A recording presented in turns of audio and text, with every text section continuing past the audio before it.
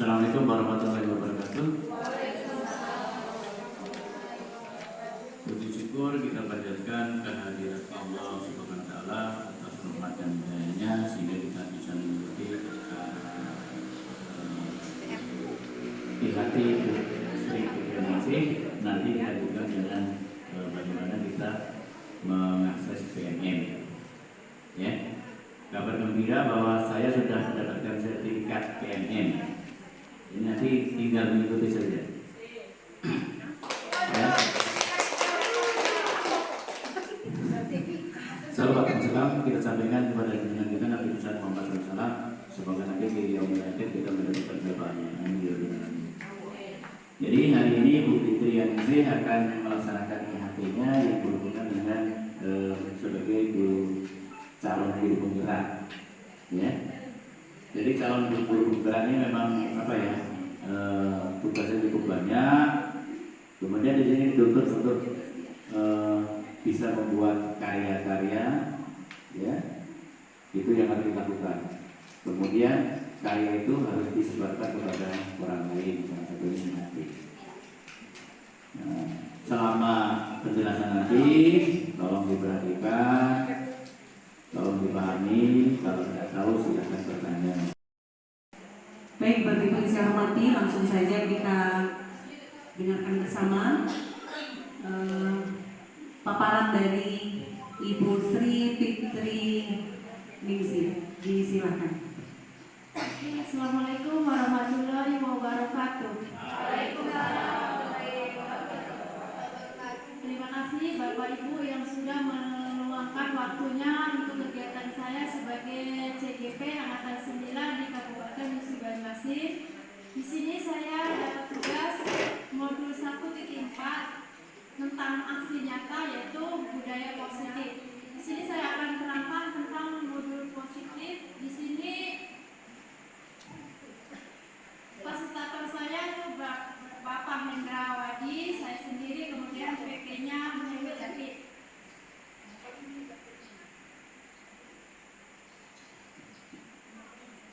Materi yang saya ambil yaitu tentang penerapan keyakinan kelas dan pendekatan restitusi untuk mewujudkan budaya positif. Tujuan pendidikan, menurut Ki Hajar Dewantara, tujuan pendidikan adalah menuntut segala kodrat yang ada pada anak agar mereka dapat mencapai keselamatan dan kebahagiaan yang setinggi-tingginya, baik sebagai manusia maupun sebagai anggota masyarakat.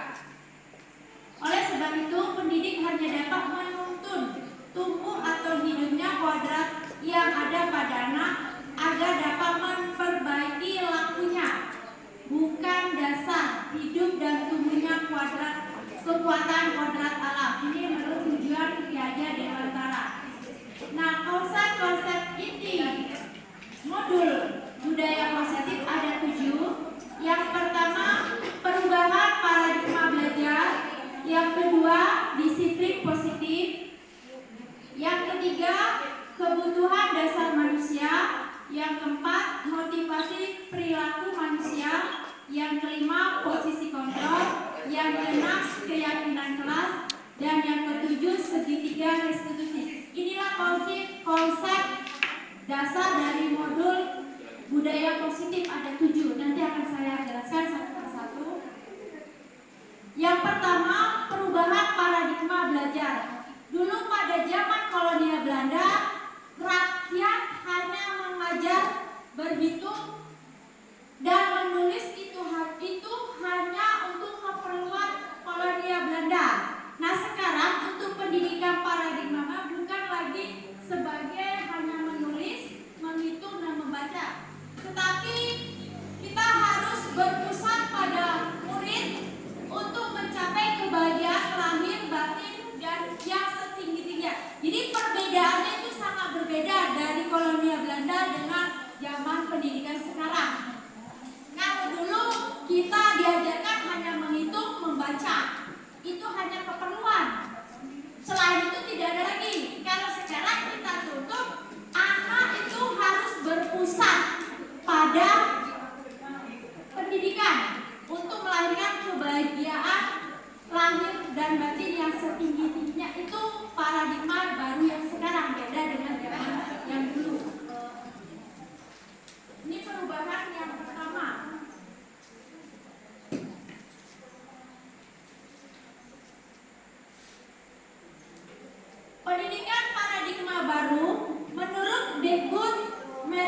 2022, pembelajaran yang berorientasi pada penguatan kompetensi dan pengembangan karakter yang sesuai dengan nilai-nilai Pancasila.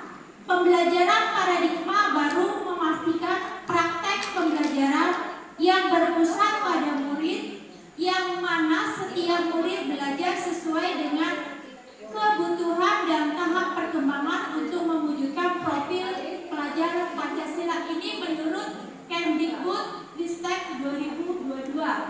Ini pendidikan paradigma baru. Nah, sekarang saya punya sedikit game, Bu ya. Ada sedikit game. Saya harap saya minta 2 orang saling berhadapan. Semuanya, Ibu minta semuanya berhadapan. Berhadapan semuanya berpasangan. Ada satu paradigma yang baru. Bapak PJ ini PJ.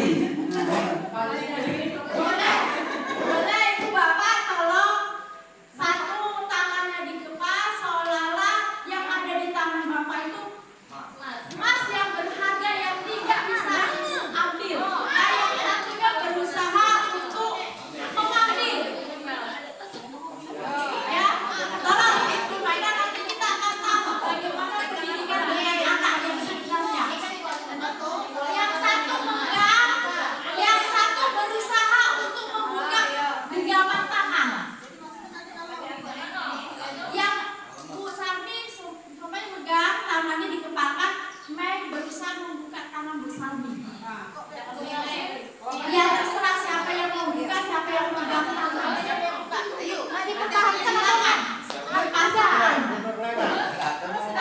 Yang megang itu bayangkan yang di genggaman tangan itu harta berharga yang ibu sayangi, yang berusaha untuk mempertahankan. Untuk mempertahankan. Dipertahankan yang mempertahankan.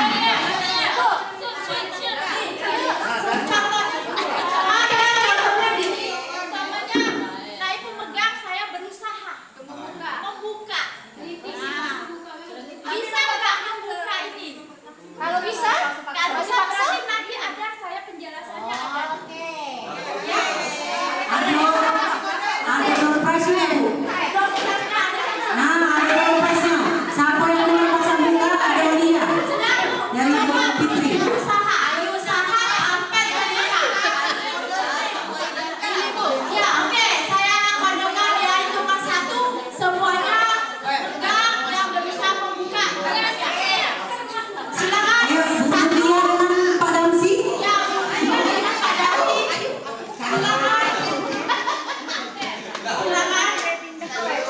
Silakan. Mulai Pak. Ya, yang akan membuka. Sudah mulai. Silakan hitungan ketiga ya. 1, 2, 3.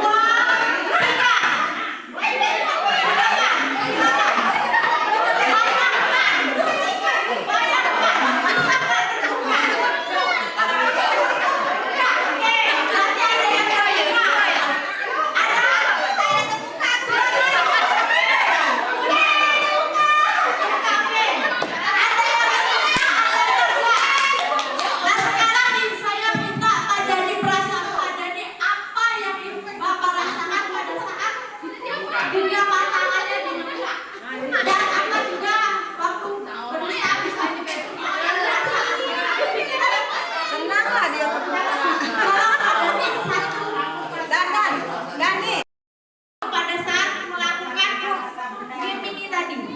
Ketika saya membuka tangan partner saya, rasa saya bahagia karena saya mendapatkan apa yang saya harapkan. Oke. Sedangkan Pak Damsi gimana? Perbedaan yang ketiga dengan silakan. Terbuka, Bunda ini. Sebenarnya bisa main dengan tangan ini. Cuma siang. Bisa main ini terbuka. Cuma nggak tega dia yang mulai. Jadi perasaan. Kemarin itu Pak Damsi tadi. Tuhan membuka tangan Ibu Nurdia, saya tidak menggunakan kekuatan tapi taktik. Saya tahu kelemahannya kadang-kadang Saya pancing dengan makanan otomatis terbuka sendiri. Ini Bapak, kita sama-sama pada hitungan pertama tadi 1, 2, 3 semuanya kita mulai. Tapi ada perbedaan, ada yang terbuka, ada yang tidak. Nah, perasaannya itu beda-beda. Sama seperti kita pada saat mendidik anak. Itu ada 5 kontrol. Ya, ada 5 kontrol. Kontrol menurut Dr. William Glasser dalam kontrol teorinya yang kemudian hari dikembangkan dan dinamakan dengan teori lurus beberapa filosofi tentang makna kontrol. Nah, ini Ibu ilustrasi yang tadi saya bicarakan. Ilustrasi ini sama aja dengan mengontrol murid. Artinya gini Bu, pada saat kita dapat memaksakan melepas genggaman orang lain juga berusaha untuk mempertahankan. Sama dengan kita. Kalau kita berusaha untuk anak, kamu harus seperti ini. Anak juga ada alasan. Gitu. Jadi jika murid tersebut memilih untuk tidak melakukannya, walaupun tanpa guru sedang mengontrol perilaku murid, hal demikianlah terjadi karena murid sedang mengizinkan. Kalau yang terbuka tadi mungkin dia mengizinkan, silakan buka, mungkin dalam hati biar terbuka. Jadi sama aja kita pada saat mengontrol diri kita. Pada saat mengontrol diri kita, mungkin saya akan mempertahankan apa yang saya genggam. Gitu. Kita sama, kita juga tidak bisa memaksakan dengan anak-anak harus seperti ini. Gitu. Harus saya sama seperti kamu harus seperti ini nak. Sedangkan anak kan punya anak sendiri.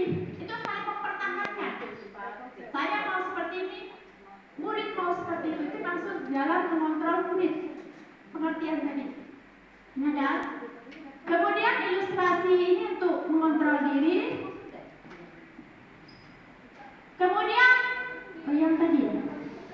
Kemudian ilustrasinya bisa juga diilustrasikan sebagai penguat positif.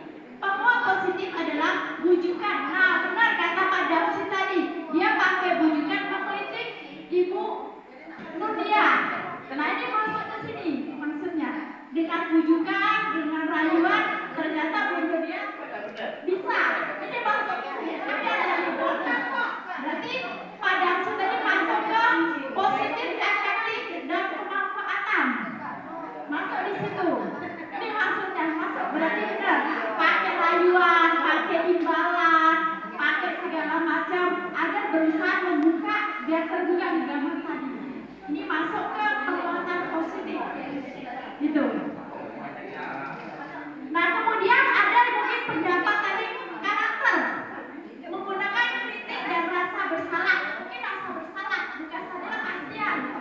Bu apa Rodia tadi? Kasihan karena apa tadi Bu Uni? Nah, itu tadi masuk ke situ. Bu Rodia, Uni, ini yang dimaksud dengan Bu Rodia tadi merasa kasihan. Ini masuk ke ilustrasi bahwa kritik dan membuat orang merasa bersalah dapat menguatkan karakter. Ibu tadi kalau kasihan Uni. Nah, jadi masuk ke sini. Jadi semua kontrol itu ada. Yang di Padang juga tadi ada. Ibu ada masuk ke kontrol masing-masing. Nah, mereka belajar untuk merasa buruk tentang diri mereka, merasa mengembangkan dialog diri dan negatif. Kadangkala sulit bagi guru untuk mendedikasikan bahwa mereka sedang melakukan perilaku. Bingung kita apa melakukan itu sebenarnya gimana? Karena dia merasa udara mereka salah tadi. Nah, ini ilustrasi bahwa orang dewasa memiliki hak untuk memaksa. Banyak orang dewasa yang percaya bahwa mereka memiliki tanggung jawab untuk membuat murid-murid berbuat hal-hal tertentu. Apapun yang dilakukan dapat diterima selama ada sebuah kemajuan berdasarkan sebuah kemampuan kinerja. Pada saat itu pula orang dewasa akan menyadari bahwa perilaku memaksa tidak akan efektif untuk menjangka waktu panjang dan sebuah hubungan penuh sedekah. Ini maksudnya orang dewasa itu merasa dia yang benar. Merasa benar harus memaksakan kehendak. Belum lebih senior, pasti saya benar, pasti dia nurut dengan saya. Itu maksudnya. Di sini memaksakan kehendak. Nah ini kebanyakan menurut pendapat William Glasser, kebanyakan kesengsaraan manusia disebabkan oleh orang-orang yang berusaha untuk mengontrol orang lain. Padahal pada kenyataannya satu-satunya perilaku yang dapat dikendalikan adalah perilaku seseorang itu sendiri. Nah ini yang orang membuat sengsara. Orang senang, kita susah. Nah di sini sebenarnya kebanyakan seperti ini memaksakan, mengontrol. Kamu harus seperti ini nak, kamu harus seperti ini, mengikuti peraturan ini. Itu belum tentu bagi dia bahagia. Mungkin sengsara bagi dia, tapi dia tahan. Tapi kita yang nonton nggak? Nggak mungkin. Ya, ini maksudnya menurut William.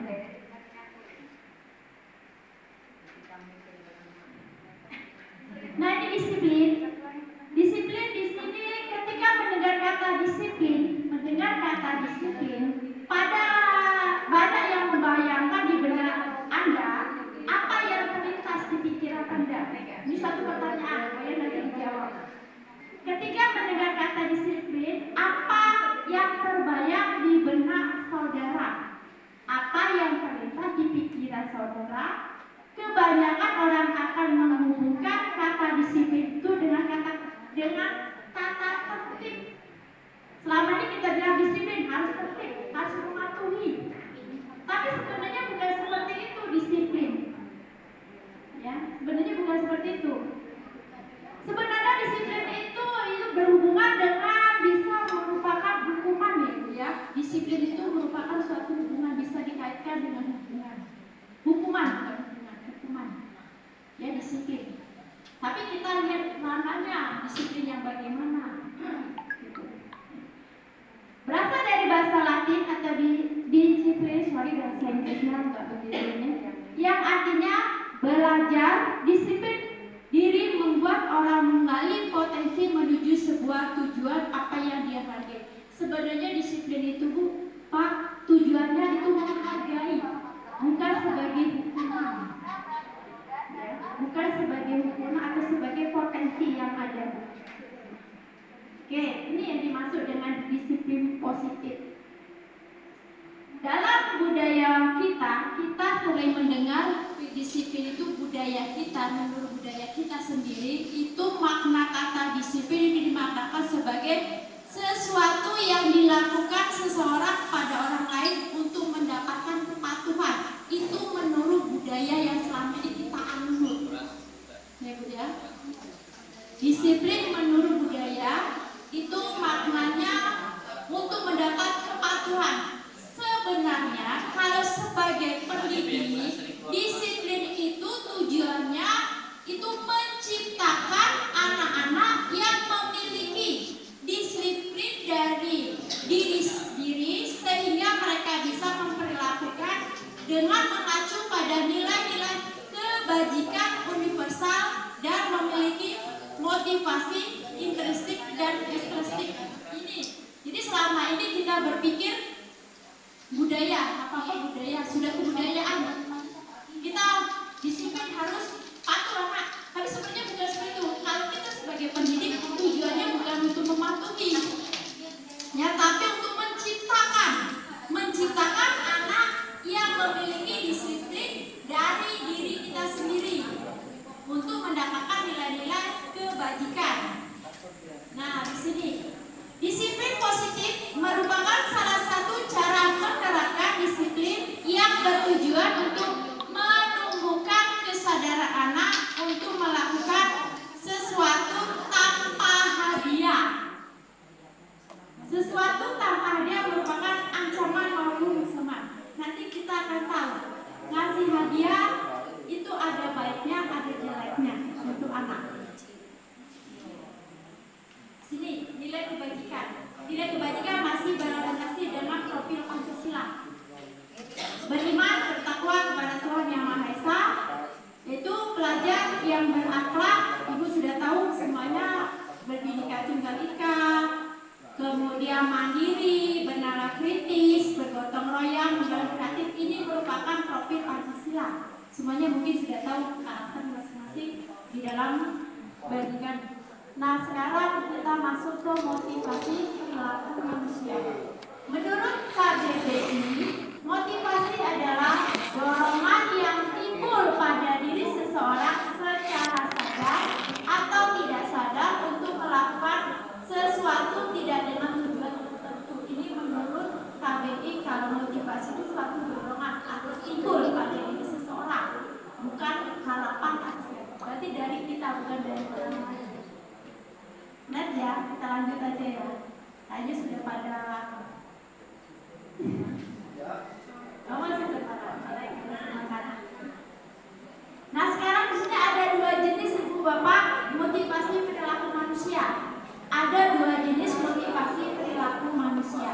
Yang pertama itu timbul dari motivasi dari luar. Di sini ada dua Ibu Bapak yang timbul dari. Yang pertama itu sebagai hukuman menghindari perilaku disiplin diri dikarenakan rasa takut. Disiplin karena rasa takut. Yang pertama, kemudian disiplin karena minta dihargai, minta disanjung. Itu dari luar. Jadi motivasi itu ada dua. Ada dari luar, ada karena rasa takut, karena takut dihukum. Nanti saya lakukan ini, saya nanti dapat hukuman. Ada yang disiplin, nanti puji anak itu rajin, aktif, tepat waktu, itu merupakan masuk ke hadiah atau pujian, mendapat pujian. Jadi ada dua motivasi yang dari luar. Motivasi yang dari dalam itu ini yang harus ditanamkan yang dari dalam. Motivasi yang berasal dari dalam diri siswa itu dia bisa menghargai nilai-nilai kebajikan diri sendiri. Murid melakukan disiplin karena kesadaran, bukan karena kepaksaan. Ini yang lebih bagus. Ini yang harus kita terapkan pada anak. Jangan disiplin karena takut, karena hukuman, karena peraturan, karena kita disanjung, nanti dapat hadiah. Itu efeknya tidak selamanya. Nanti akan timbulkan nggak kasih hadiah, akan berubah, dia tidak akan disiplin. Tapi kalau kita tanamkan pada anak, itu ada nilai-nilai kebajikan sendiri. Konsep perlindungan dengan pendekatan hukum, penghargaan, konsekuen, dan restitusi. Sebuah cara menanamkan disiplin pada manusia, pada murid. Nah, ini yang saya maksud konsep disiplin dengan identitas kegagalan. Berarti ada yang sukses, ada yang tidak. Masuk disiplin konsep kegagalan ini biasanya karena hukuman. Ya. Disiplin karena gagal ini ada dua, yang pertama tadi karena hukuman, yang kedua karena hadiah. Kalau hukuman mungkin kalau kita ngasih disiplin karena hukuman biasanya bisa menyakiti anak. Bisa menyakiti anak, kemudian anak tidak merasa nyaman kalau dia dapat hukuman, kemudian memaksakan, nah harus seperti ini, harus patuhi peraturan. Ini karena hukuman, efeknya akan seperti ini. Ada 6 efek yang ada dalam hukuman. Kemudian murid menyembunyikan kesalahan, dia sudah salah, sembunyikan karena merasa takut kena hukuman. Kemudian murid menjadi rendah diri, dia merasa salah, takut kena hukum, tidak ada, dia merasa tidak ada percaya diri. Kemudian konsep disiplin karena kegagalan, dia disiplin tapi identitasnya masuk kegagalan, artinya dia mengharapkan hadiah. Di sini akan timbul yang namanya tidak efektif untuk anak. Kemudian anak merasa hubungan ada rasa iri, yang satu dapat hadiah, yang satu tidak hadiah, maka timbullah rasa iri di dalam hati anak. Disiplin karena hadiah tadi, jadi ada kesenjangan.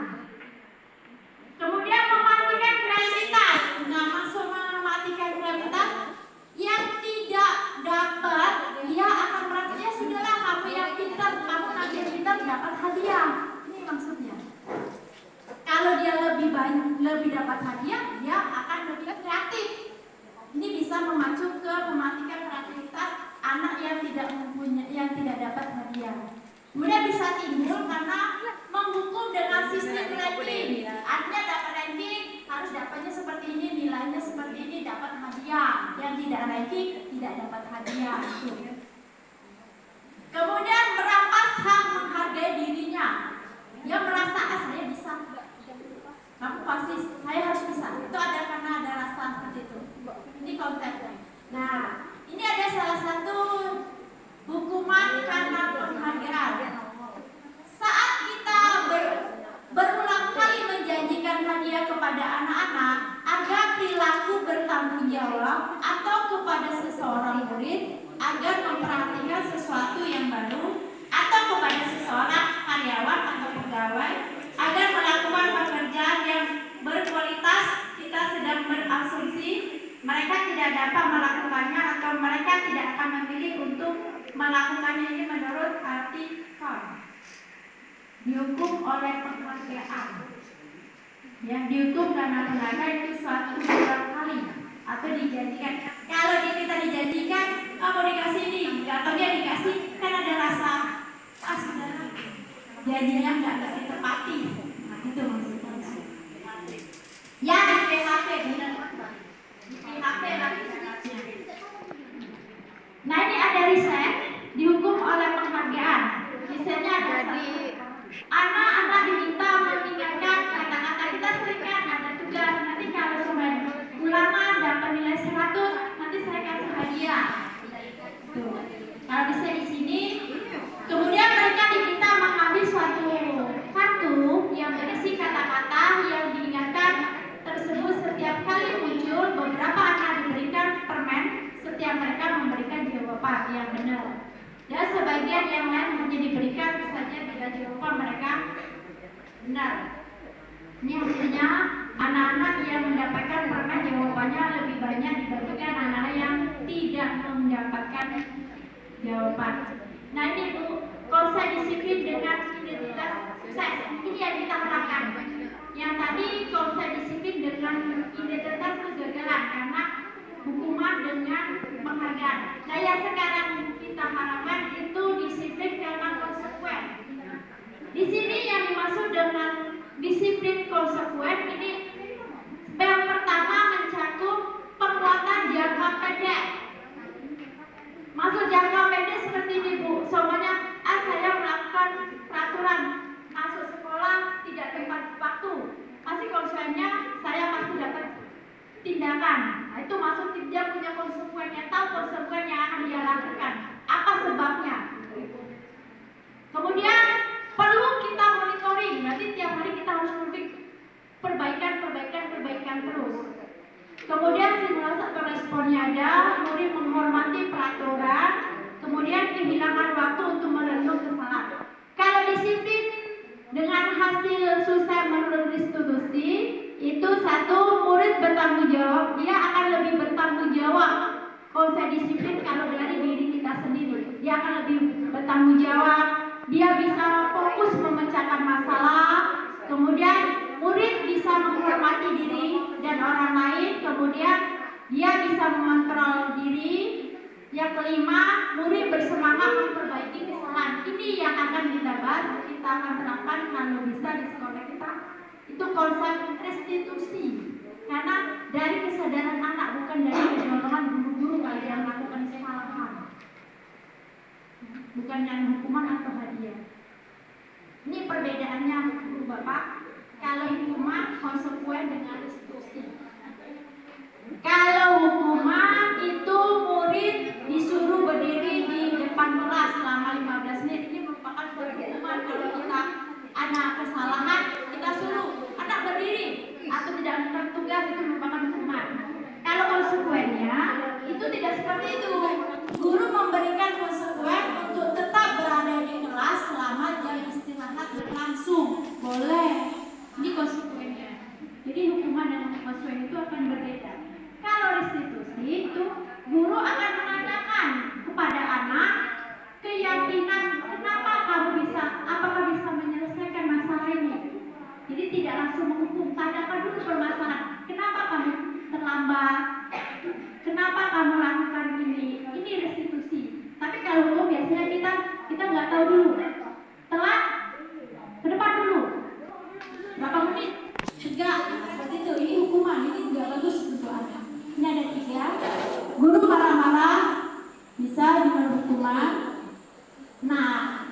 ada satu pertanyaan, tolong nanti dijawab. Apakah pertanyaan ini masuk ke hukuman atau sanksi menurut Ibu? Ini pertanyaannya. Itu pertanyaannya. Kira-kira masuk hukuman atau sanksi? Kalau kita memberi catatan anak berulang kali di buku catatan, hukuman atau konsekuensi? Konsekuensi. Ibu, siapa yang konsekuensi? Nah, ini sering. Siapa yang hukuman, siapa yang sanksi? Hukuman, Ibu. Iya, kita semua anak kesalahan. Kamu harus tulis di buku sampai berapa lembar dengan kata-kata yang sama. Masuk ke sanksi, bukan hukuman. Iya, sanksi. Iya. Ya. Kalau dia melakukan, Ini kan bedanya hukuman dengan sanksi. Jadi tadi kalau kita menyuruh anak 100 kali berulang kali di buku itu masuk ke sanksi, bukan hukuman. Ini lagi. Alasannya, Bu, kita kan mengulang. Ini kan dia tahu sebelum ada peraturan kelas, kalau dia tidak buat PR, kamu harus nulis berapa kali dengan kata-kata yang sama. Itu biasanya. kalau ada pengantar itu ya konsekuensi.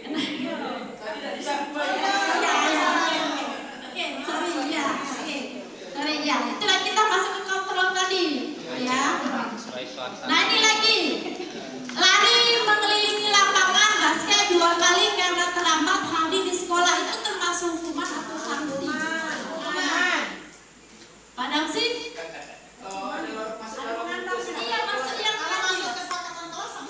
Oke. Jadi ada 2 jawaban ya Pak. Kalau secara umum Pak, hukuman ya, kita ambil secara umum hukuman ya, oke. Berarti secara umum yang diambil hukuman. Nih, membersihkan coretan yang dibuat di meja tulis. Dia melakukan tulisan di meja, kemudian dia harus membersihkan. Konsekuensi, oke, ya benar. Sanksi atau konsekuensi yang dia lakukan atau timbal baliknya yang dia lakukan. Nih, murid diminta untuk push up 15 kali karena tidak menggunakan masker di sekolah. Ya, karena sudah ada peraturan, sudah ada ya, sudah terterangkan, dia sudah tahu konsekuensinya. Ini menggantikan kertas tugas teman yang telah dicoret-coret. Konsekuensi, ya berarti bisa kita tahu ini yang dimaksud dengan berjemur di lapangan basket pukul 12 karena hukuman. Ya, masuk ke hukuman. Ini salah satu biasanya kita lakukan, Bu Bapak. Kita nggak tahu dia masuk hukuman atau sanksi, yang penting kita ngasih alasannya. Ya, mereka masuk ke hukuman. Berdiri di depan kelas sambil mengangkat kaki satu karena tidak ada menjawab pertanyaan. Ya, benar hukuman. Membersihkan tumpukan air di meja tulis karena tersenggol. Ya. Jadi sudah semua tahu apa kontrol yang perlu diingat. Kita lanjut aja langsung ya, Bu ya. Nah ini kebutuhan dasar manusia dan dunia kualitasnya. Ada 5 kebutuhan dasar manusia. Yang pertama itu untuk bertahan hidup. Yang kedua perlunya kasih sayang. Kemudian ada kebebasan, ada kesenangan dan kemuasaan. Ini 5 kebutuhan dasar manusia. Posisi kontrol. Posisi kontrol ini ada, sudah kita bahas mungkin dengan Bu Marlina. Itu tentang menghukum. Menghukum ini merupakan seseorang menghukum bisa menggunakan hukuman fisik maupun verbal. Kemudian yang kedua, posisi yang kedua, membuat orang merasa bersalah. Yang ketiga sebagai teman. Yang keempat sebagai pemantau. Yang kelima sebagai manajer. Ini sama dengan Bu Marlina, ini adalah ringan. Saya hanya melanjutkan. Nah ini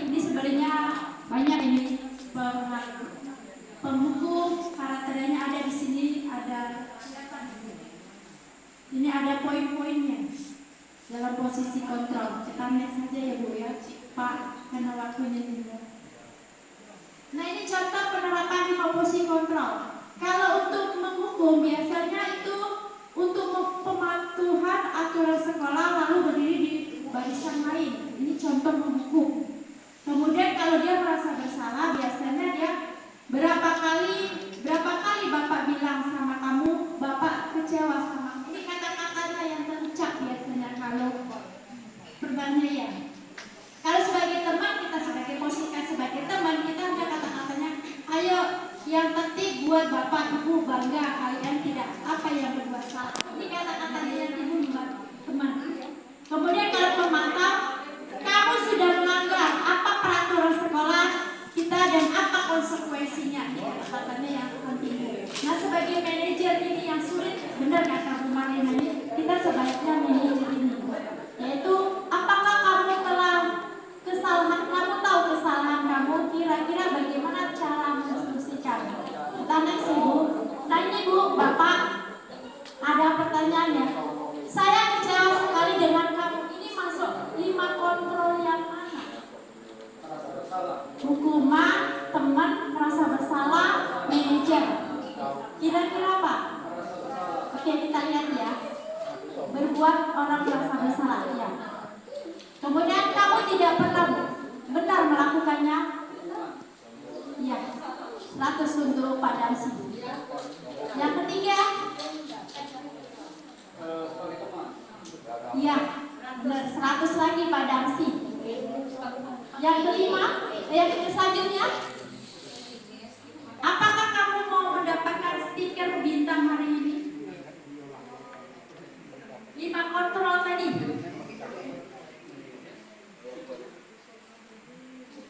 Teman, hukuman, merasa bersalah, manajer dengan pemantau.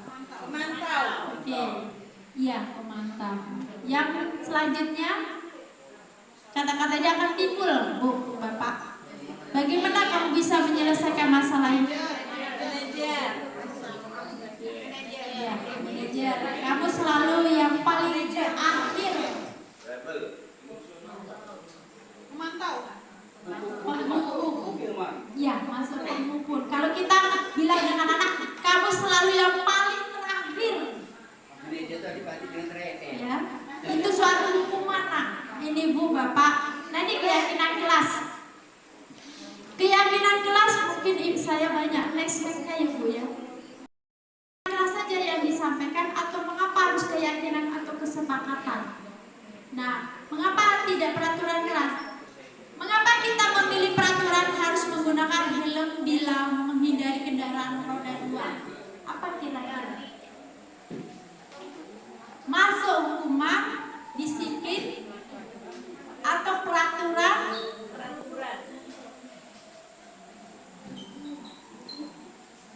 Mengapa kita memilih peraturan harus menggunakan helm bila mengendarai kendaraan roda 2? Mengapa kita harus mematuhi pakai helm roda 2? Atau kewajiban atau sebagai peraturan atau kesadaran diri? Berarti kesadaran, kenapa kesadaran? Tolong kenapa kesadaran? Karena untuk kenyamanan diri sendiri, keselamatan diri sendiri. Ya, benar. Karena kita merasa kita kalau kecelakaan, ya. Oke, lanjut, mungkin kita lanjut hanya sebagian. Itu selalu kembalikan buku ke tempatnya. Ada kata-kata kembalikan buku di tempatnya kalau peraturan. Kalau keyakinan dia punya tanggung jawab, tidak perlu disuruh. Kalau keyakinan kelas. Kalau peraturan dilarang mengganggu orang lain. Kalau pada keyakinan itu akan timbul kata-katanya menghormati orang lain. Perbedaan kata-kata peraturan dengan keyakinan. Kemudian dilarang melakukan kekerasan. Kalau di keyakinan dia akan kata-kata selamatkan, hormati orang lain. Ya, itu peraturan, beda kata-kata lebih tinggi lagi. Berganti atau menunggu giliran. Kalau keyakinan dia menghormati orang lain, bersabar. Bukan pasangan. Gunakan masker, berarti itu peraturan. Tapi kalau dalam keyakinan kelas kata-katanya dia merupakan kesehatan atau keselamatan dan selanjutnya. Nah ini contoh-contoh keyakinan kelas yang diterapkan di kelas. Mungkin sudah waktu itu Bu Sami pernah ya Bu ya, waktu awal-awal kita masuk mungkin ini peraturan. Lanjut. Ini contoh lain kesepakatan atau keyakinan kelas. Nah di sini Ibu Bapak, guru itu tugasnya dan murid tugasnya apa?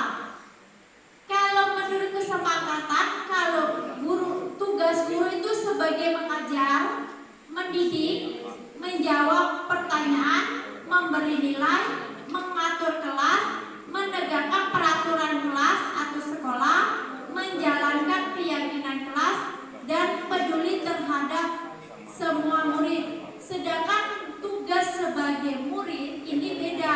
Dia belajar, mencoba, menghasilkan yang terbaik, bertanya, mengikuti, menjalankan, dan memaksakan tugas kembali, memeriksa. Kemudian kalau guru tugasnya bukan, makasih Bu ya, guru tugasnya bukan menyakiti atau disakiti. Kemudian tidak boleh memaksa kamu atau belajar. Merapikan barang-barang murid itu bukan tugas guru. Menyiapkan makanan atau barang-barang alat tulis itu bukan guru. Dan guru bukan tugas siswa ini tugas siswa. Tidak menyakiti. Siswa tidak boleh mengeluh. Tidak boleh merusak barang orang lain, melakukan tugas guru dan selanjutnya. Nah ini segitiga restitusi. Apa itu restitusi? Restitusi adalah proses menciptakan kondisi bagi orang yang memperbaiki kesalahan mereka sehingga mereka bisa kembali pada kelompok masing karakter yang lain. Lanjut, ini ciri-cirinya. Ciri-ciri dari restitusi bukan untuk menebus kesalahan, namun untuk belajar dari kesalahan. Kemudian memperbaiki hubungan. Yang ketiga, tawaran atau bukan paksaan. Yang keempat, restitusi menuntun untuk lebih ke dalam diri. Yang kelima, restitusi mencari kebutuhan dasar yang mendasari tindakan. Yang keenam, restitusi adalah cara yang paling baik. Yang ketujuh, restitusi fokus pada karakter bukan tindakan.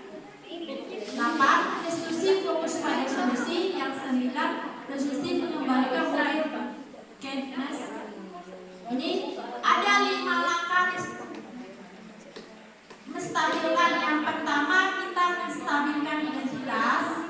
Yang kedua, validasi tindakan. Yang ketiga, menanyakan keyakinan. Ini Bapak yang perlu kita tanamkan di budaya positif. Sebenarnya kalau anak salah nggak banyak pertanyaan, hanya 3 langkah ini aja yang kita terapkan. Nggak perlu alasan sebagaimana, nanti dia akan keluar sendiri nih. Segitiga pertama menstabilkan. Ini pertanyaan-pertanyaannya Ibu Bapak sebenarnya kalau anak membuat kesalahan. Ini pertanyaan. Hanya kita tanyakan aja dengan anak. Kenapa kamu melakukan seperti ini? Hanya seperti itu, nggak membuat kita pusing, nggak membuat kita stres dengan anak-anak. Hanya 7 pertanyaan saja sebenarnya. Oke, mungkin hanya ini. Nah, ini ada lanjut nih terus. Mungkin ada yang mau ditanyakan, walaupun hanya oke. Ada yang mau ditanyakan? Kita beri lapus dulu untuk Ibu sini. Hari ini banyak kontrol ya. Ada yang ingin ditanyakan, yang kurang jelas? Ya, kayaknya Ibu Rodia nih. Silakan Ibu. Nama saya Remia, guru mapel matematika, lahir bulan Agustus. Ya dari kelompok uni masukan dan oki. Ya, masukan pertama masalah PowerPoint. Ya, kalau untuk IHT lebih baik PowerPoint jangan terlalu panjang, fokus saja. Bagusnya PowerPoint itu maksimal 10. Yang lain kita kembangkan dengan ceramah. Tapi kalau Fitri mengembangkan semuanya itu sampai ke bawah itu malah tidak efektif. Malah mengambang materi itu sehingga audiennya nggak akan fokus. Kita tadi kan pertama membahas tentang budaya positif di sekolah. Mestinya fokus budaya positif itu apa-apa, karena ini kan masih nyata. Ya kalau seperti Fitri ini seperti kuliah, ya kuliah, nah berapa jam? Tentu kita mahasiswa nanti kan jenuh juga. Jadi lebih baik ke fokus apa tentang apa misalnya tadi boleh langsung ke kuis tadi boleh ke kuis tadi boleh. Ya jadi audiennya lebih fokus ya menarik dari sajiannya. Nah kemudian tadi ini ada pertanyaan juga yang masalah kami tadi kan ada yang tega tadi karena ada tega sama Umi. Mungkin kan selamanya ada tega sama Umi sehingga lama-lama kami tega gitu. Itu saja pertanyaannya. Assalamualaikum warahmatullahi wabarakatuh. Kembali lagi ke diri kita sendiri. Kembali ke diri kita sendiri, apakah kita bisa mengontrol diri? Kalau kita bisa mengontrol diri, mungkin kita akan untuk mempertahankan sama dengan yang kalau kita bisa mengontrol diri, kita tidak akan mengontrol orang lain. Ya, tidak akan. Kalau kita bisa mengontrol, kita bisa menghargai diri kita bisa menghargai orang lain. Itu maksudnya. Baik, terima kasih menanggapi sedikit ya. Yang dimaksudkan Bu Rodia tadi mungkin kita kembalikan ke anak. Kalau tadi kan Ibu Rodia tidak tega dengan Uni, jadi dibukakan. Jadi mungkin kalau kita ke siswa, mungkin selama ini kita selalu merasa kasihan dengan siswa. Ya kadang akhirnya misalnya siswa bawa HP sudah berulang-ulang kali, masih kita kembalikan. Kasihan kan? Katanya kita misalnya tidak kita kembalikan lagi, misalnya sudah 2-3 kali dia bawa HP diulangnya lagi, karena kita sudah bertekad kan, dia kita ambil kembalikan lagi. Tapi kita khawatir nanti orang tuanya yang ngomong atau apa kan, mungkin kita kembalikan ke situ tadi. Nah sekarang kita sudah menjalankannya mungkin dengan membuat surat perjanjian. Ya, ketika siswa sudah 3 kali mengulangi, kita harus membuat surat perjanjian dan harus pakai materai. Jadi tidak bisa lagi diganggu gugat. Mungkin seperti itu kita menyikapinya ketika kita berulang kali kita merasa tidak tega, kasihan tadi. Mungkin seperti itu kita mau perjanjian dengan materai. Jadi jelas kita tidak menerima konsekuensinya nanti kalau ada yang menuntut gitu. Mungkin itu saja Ibu Fitri, terima kasih. Tadi Bu Rodia berarti kita kembali lagi ada kesepakatan dari anak dengan kita tadi yang penghukum atau pengontrol tadi. Jadi bukan hanya kembali lagi dengan diri kita, tega atau enggak kita buat sanksi. Itu Bu Rodia. Terima kasih. Dan untuk masukan tadi, terima kasih banyak. Karena baru sekali ini saya melakukan presentasi ini dan PTT. Terima kasih banyak ini. Oke. Saya banyak terima kasih waktunya dan saya lanjutkan lagi ke moderator, silakan. Jangan di PHP ya. Tangan buat narasumber kita pada hari ini. Terima kasih atas perhatiannya. Bapak Ibu nanti jangan dulu pulang. Nanti silakan menghadap panitia minta datang.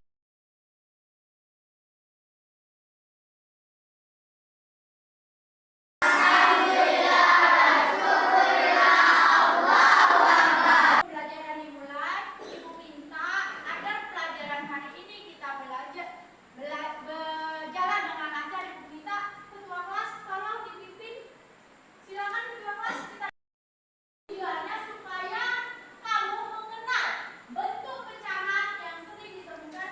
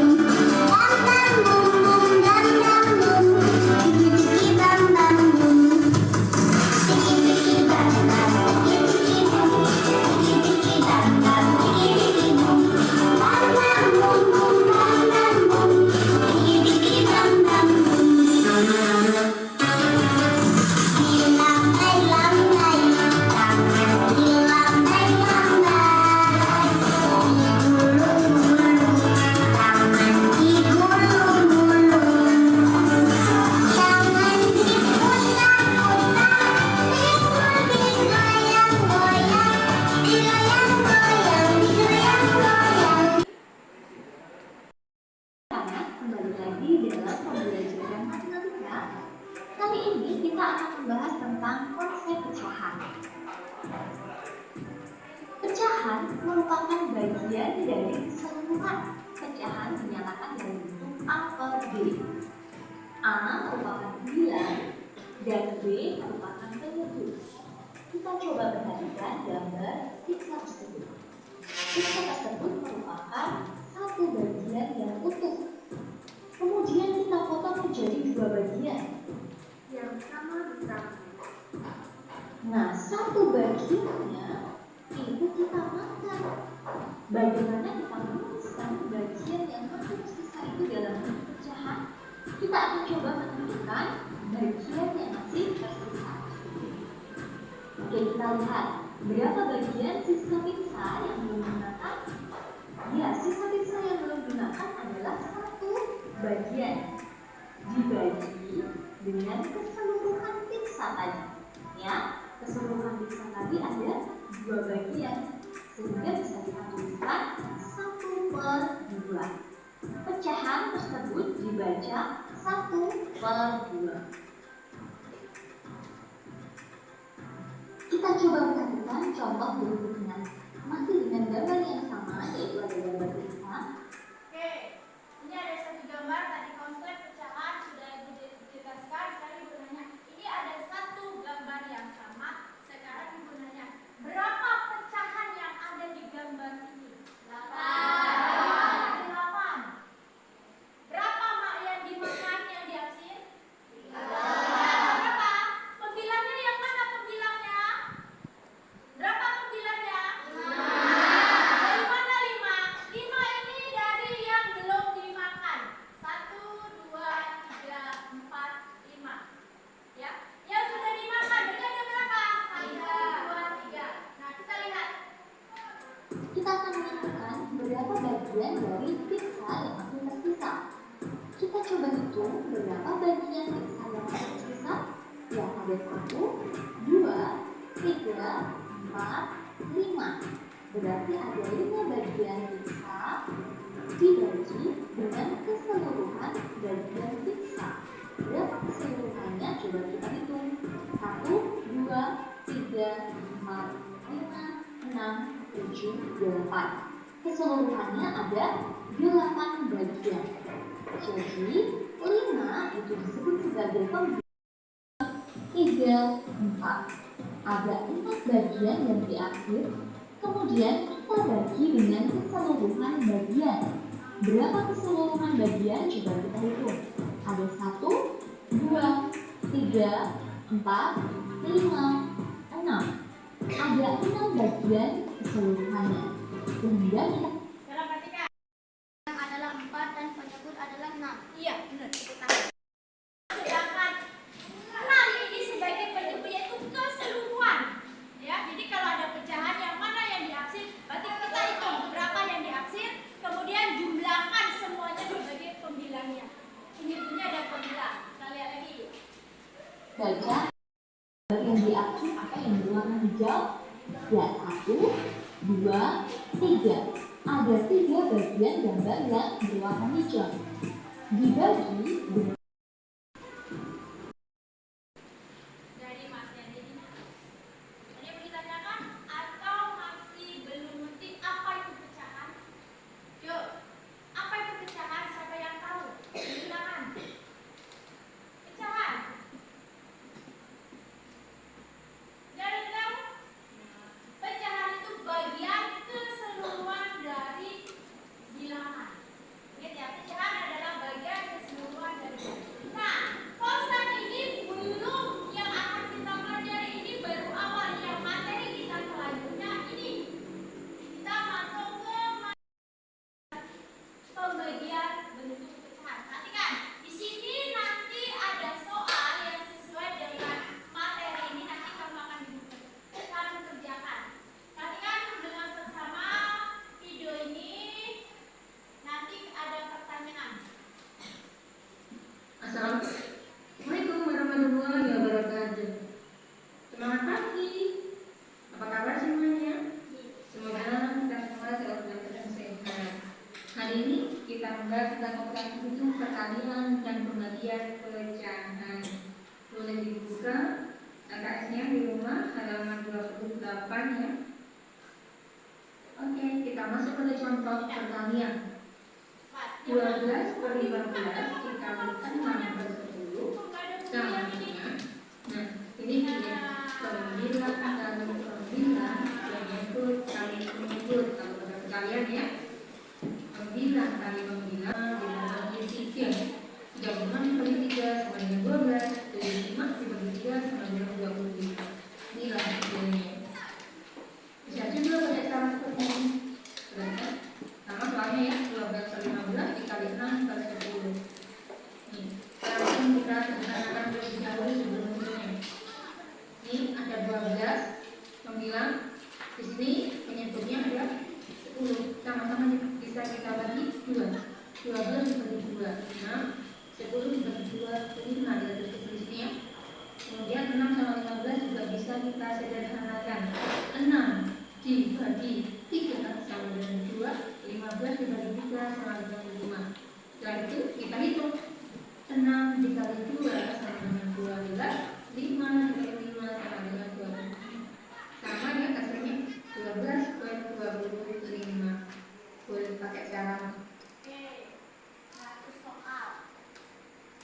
12 per 15 dikali 6 per 10. Itu ada penjelasannya. Dari mana 7 per 2? Dari mana 7 per 2? Nah, ini jelaskan. 7 per 2 kalau perkalian ini kita langsung kalikan. Pembilang dengan pembilang, penyebut dengan penyebut. Ya.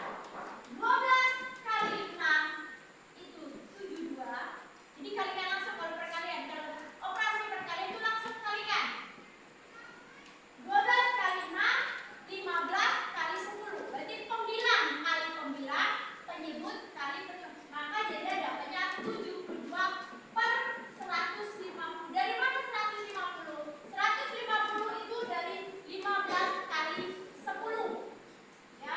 Kemudian dari mana 3 per 6, 36 per 75? Yo, sampaikan tadi sudah ada penjelasan.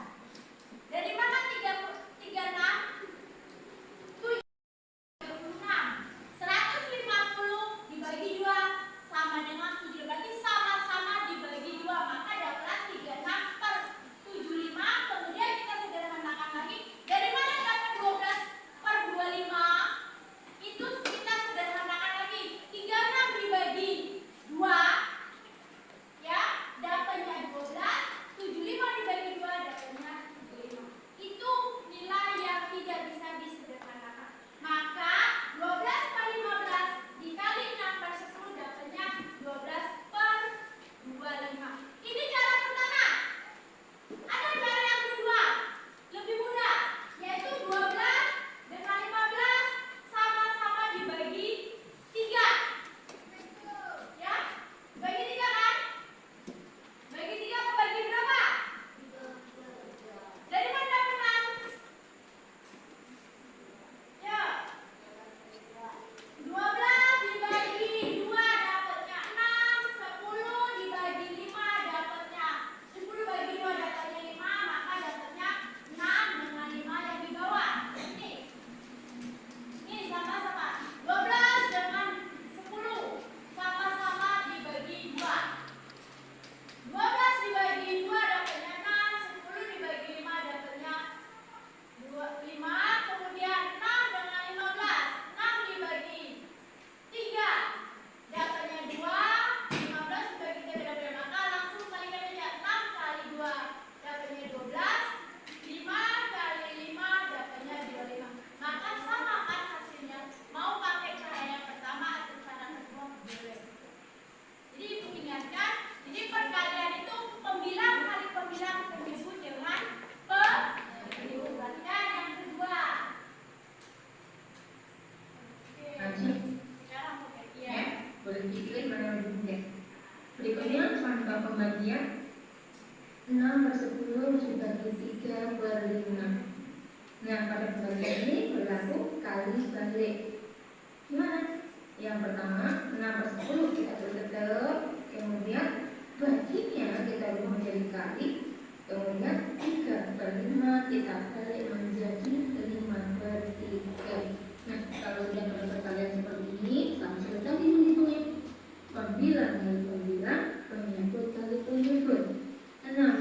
5 sama dengan 30. 10 kali 3 sama dengan 30. Kemudian 30 dibagi 30 hasilnya adalah 1. Nah, kita hitung dengan cara yang kedua tadi ya. 6 per 10 dibagi 3 per 5. Soalnya sama dengan 6 per 10 tetap. Kemudian bagi, kita bisa dibagi 3 per 5, kita balik menjadi 5 per 3 kali 2. Setelah itu ada 6 per 3, sama-sama dibagi 3.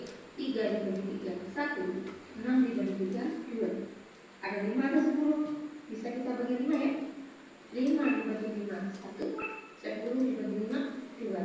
Setelah itu kalikan hasilnya ini 2 dikali 1 sama dengan 2. 2 dikali 1 sama dengan 2. 2 per 2, ada 2 dibagi 2 adalah 1. Sama hasilnya ya. Oke. Yang berikutnya. Pembagian kita ubah dulu. Pembagian kita ubah jadi bentuk perkalian, yaitu 6 per 10. 6 10 dibagi 3 per 5 sama dengan 6 per 10 tetap kita tulis. Kemudian tadi tanda pembagian kita ubah menjadi tanda perkalian. Nih, tanda perkalian ini berubah. Ini tadi tanda pembagian, di sini kita ubah. Nah, di sini berubah. Pembilang jadi penyebut, penyebutnya jadi pembilang. Maka di sini tadinya 3 per 5 jadi 5 per 3. Nah, kalau bentuknya sudah bentuk perkalian, maka sama dengan contoh yang tadi tentang perkalian. Artinya kita kalikan pembilang dengan pembilang, penyebut dengan penyebut. 6 kali 5, 30. 10 kali 3, dapatnya 30. Dari mana dapat 1? Iya, 30 dibagi 30 dapat 1. Oke, tepuk tangan dulu. Kalau cara 2 sama, nggak perlu tidak perlu dihitungan. Apa tandanya? Langsung kalikan seperti yang pertama. 6 per 10 dibagi 3 per 5. Maka dapatnya 6 dengan 6 per 10 dikali 5 per 10. 6 dengan 3 bisa dibagi. 6 dibagi 3 dapatnya 2. 3 dibagi 1 dapatnya 1. Maka ini nanti bisa langsung kalikan. 5 dengan 10 berarti 5 bagi 5 dapat 1. 10 bagi 5 dapatnya 2. Maka kita kalikan 2 kali 1 dapatnya 2. 2 kali 1 dapatnya 1. Maka dapatlah nilai 1 sama dengan contoh yang ini. Oke, ada yang mau nanya? Pertanyaan atau belum jelas? Materi kita lanjutkan contoh yang kedua. Oke? Oke, kita lanjut. Itu semua ada pecahan, ada biasa. 6 kali 2 sama dengan 12 ditambah 5, 17 ya. Per 6, ini banyak tetap. Berarti kita ubah menjadi kali 1 per 3 jadi 3 per 1. Nah, di sini ada 6, ada 3. Bisa kita sisihkan. Sama-sama dibagi 3. 3 dibagi 3, 1. 6 dibagi 3, 2. 17 nggak bisa. Berarti nggak usah kita bagi ya. Oke, ini 1 ya. 17 akan kita 17 kali 1 sama dengan 17. 2 dikali 1 sama dengan 2. Kemudian 17 dibagi 2 sama dengan 8. Sisa 1 per 2. Tentunya tetap ya, bisa kita lihat di sini ya. Bisa dipahami ya. Berikutnya 5 dikali 2 per 3. Nah, di sini ada bilang ya. Kemudian desimal, kemudian pecahan. Kita rubah menjadi pecahan semuanya berbaliknya ya, menjadi pecahan aman. 15 Bilangan biasa, ada campuran, ada pecahan. Berarti ada 3 bentuk pecahan. Bilangan bulat, bilangan desimal, dan pecahan. Nah, cara menyelesaikan sama seperti membagi dan perkalian. Ubah dulu. Yang 15 bilangan bulat tadi kita jadikan untuk pecahan. Maka kalau bilangan pecahan jadi 15 per 1. Ya. Kemudian pembagian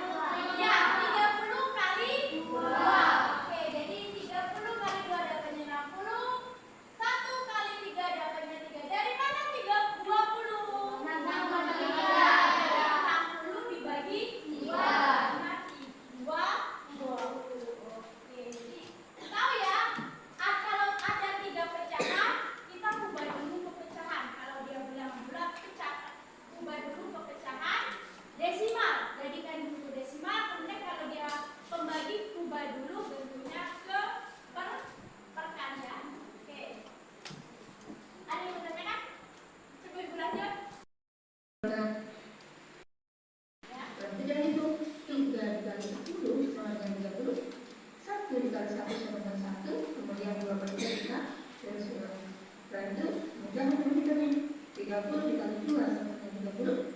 1 dikali 3 sama dengan 3. Kemudian 60 dikali 3 sama dengan 20. Mudah ya. Berikutnya 6 per 8 dibagi 2 per 3 dibagi 1 per 4. Yang pertama tetap 6 per 8, kemudian bagi menjadi kali. Bagi ditambah jadi kali 1 per 4 menjadi 4 per 1. Setelah itu mana yang bisa disederhanakan? 6 sama 2 sama-sama bagi 2. 2 dibagi 2 1. 6 dibagi 2 3. Ada 8, ada 4. Bisa ternyata ya? 4 bagi 4 1. 8 dibagi 4 2. Kita hitung 3 dikali 3 9 dikali 1 9. 2 dikali 1 1 dikali 1 2. 9 dibagi 2 sama dengan 4, sisa 1 per 2. Cara berikutnya 3,5 masing-masing berapa? 2,25 bulatkan dan cara menjalankan kembali pada nanti kecil. Jadi bulatkan kembali bulan tersebut dalam grafik seperti rumah. Berapa banyak grafik yang dibutuhkan dulu karena ketahui tadi beli 500 masing-masing beratnya 2,5. Dikemas kembali menjadi grafik seperempat. Yang ditanya apa? Berapa grafik yang dibutuhkan? Dijawab. Grafik yang dibutuhkan adalah kita kalikan dulu 5 dikali 2,25 hasilnya 11,25. Kemudian dibagi 1/4 kita ubah menjadi dikali 5 menjadi 0,25 untuk mudah menghitungnya. Sehingga dapat 11,25 dikali 0,25 adalah 45 plastiknya yang dibutuhkan dulu. Oke ya? Botol susu masing-masing isinya 1/5 liter. Susu tersebut akan dimasukkan ke dalam gelas. Setiap gelas berisi 1/5 liter. Berapa gelas yang dibutuhkan untuk ini? Diketahui yang pertama 3 botol susu masing-masing isinya 1/5 liter. Kemudian gelasnya berisi 1/5 liter. Yang ditanya berapa gelas yang dibutuhkan untuk ini? Kita jawab. Kita kalikan dulu 3 botol susu kali 1/5. Kemudian dibagi 1/5. Kita ubah menjadi bilang biasa, 3 jadi 3/1.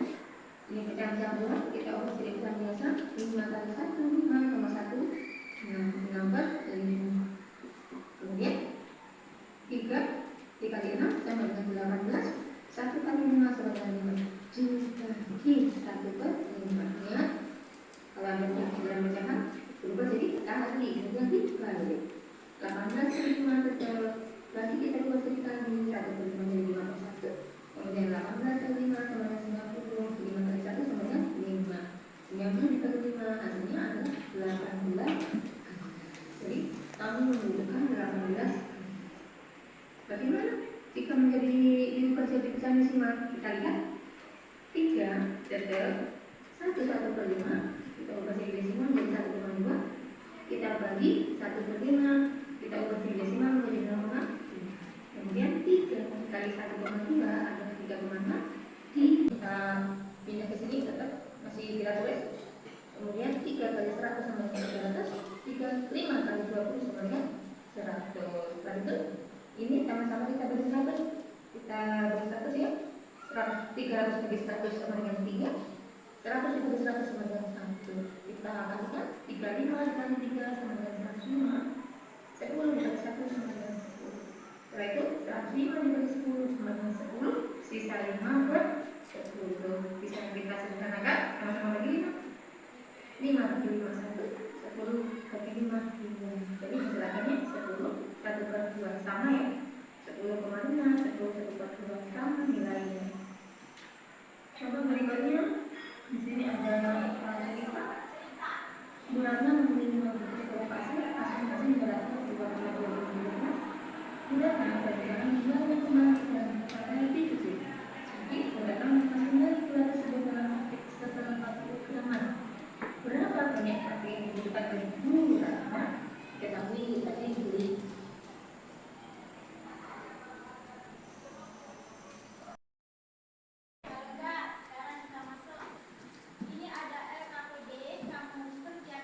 Kelompok nanti presentasikan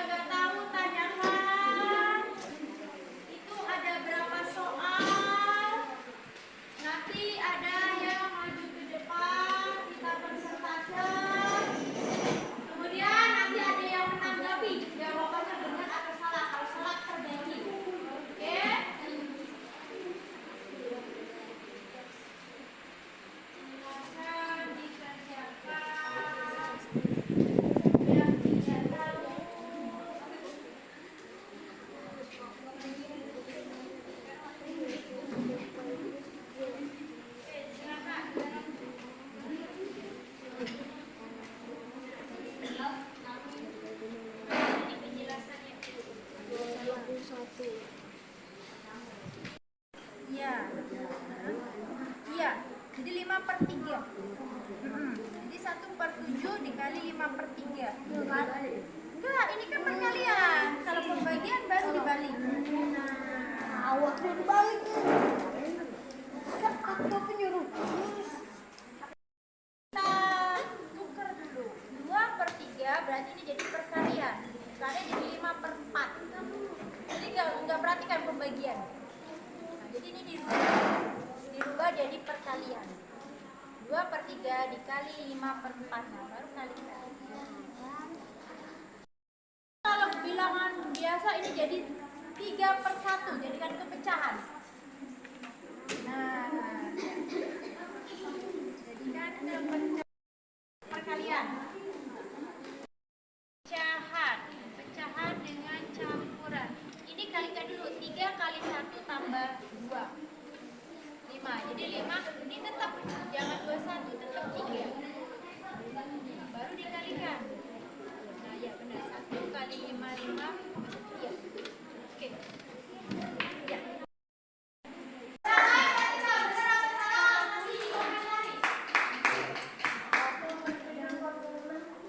Jangan kosong. No, jangan kosong. 1/3, 0,6 3 dikali 10 sama